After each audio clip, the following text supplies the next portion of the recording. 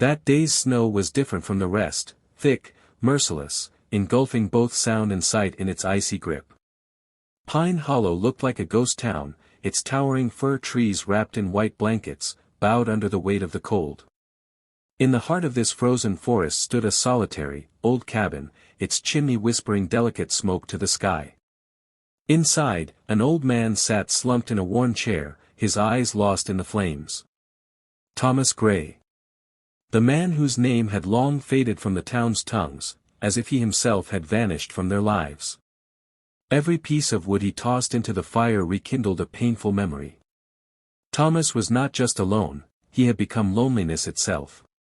15 years had passed since fate snatched his wife and daughter on a snowy road, and since then he had talked more to birds than to people.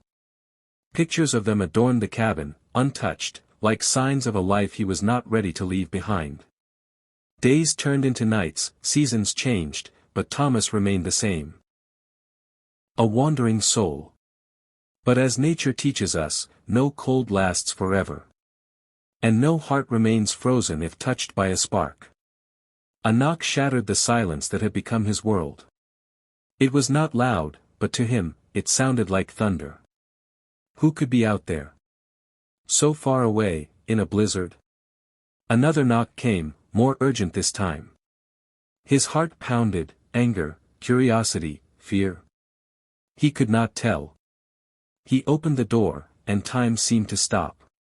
There, between snow and dusk, stood a woman barely able to stand, wrapped in a tattered old shawl.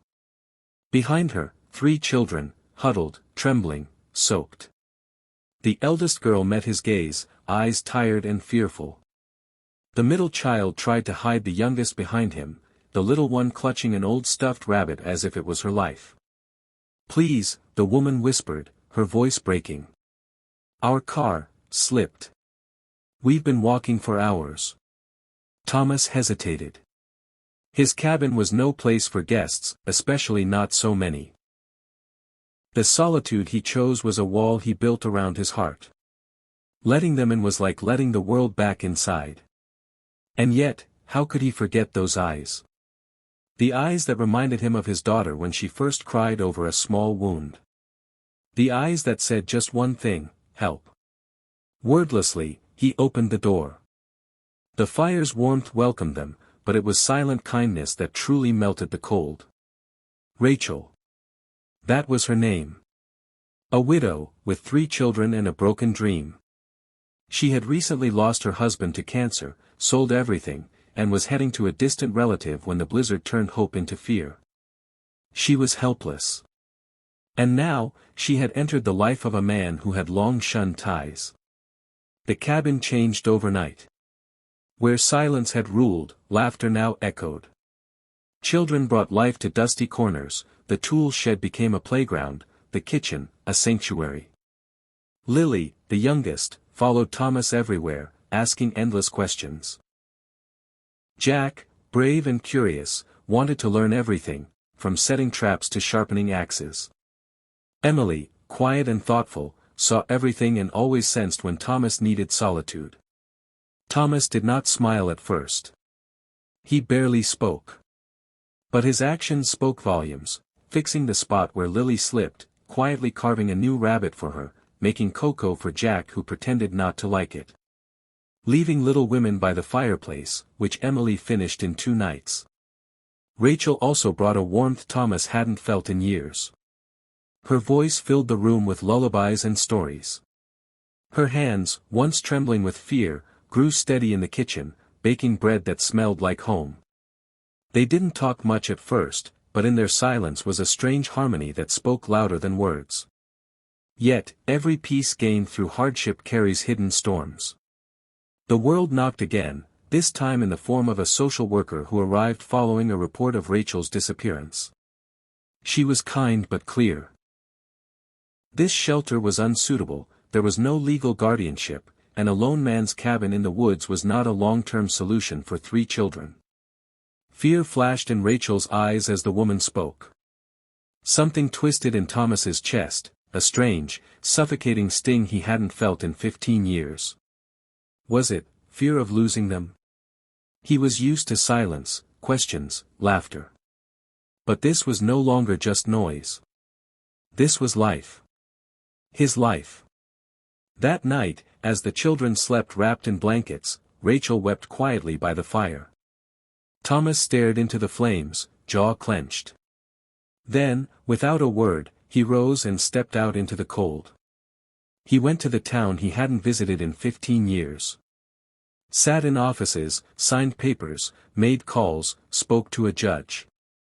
The man who lived in silence now fought with words. Weeks passed, hearings held, questions asked, background checks done. But every time they asked him, why, his answer was the same. Because they are mine now. The court granted temporary custody, then permanent in the spring. And as the snow melted, so did the cabin's walls. A local builder helped expand the cabin, partly from Thomas's savings, partly from the community that once remembered his kindness when he repaired barns or gave firewood to the elderly for free. Now those same people returned for him. For his new family. Jack laid tiles. Emily painted. Lily danced in the new hallway as if she had always lived there. Rachel planted a garden, and Thomas built a bench beneath the oldest pine tree just for her.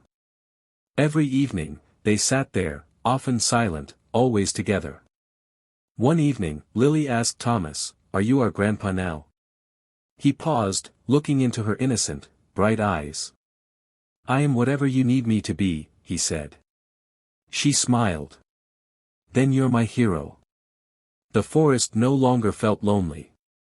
The cabin that once echoed with pain was now filled with love. Thomas found joy in ordinary moments. Teaching Jack to fish, watching Emily lost in books, exchanging silent smiles with Rachel. He had lost everything once, but by helping another, he learned to live again. Life doesn't always give second chances. But sometimes, when you least expect it, it gives you something better, a new beginning that comes knocking on your door.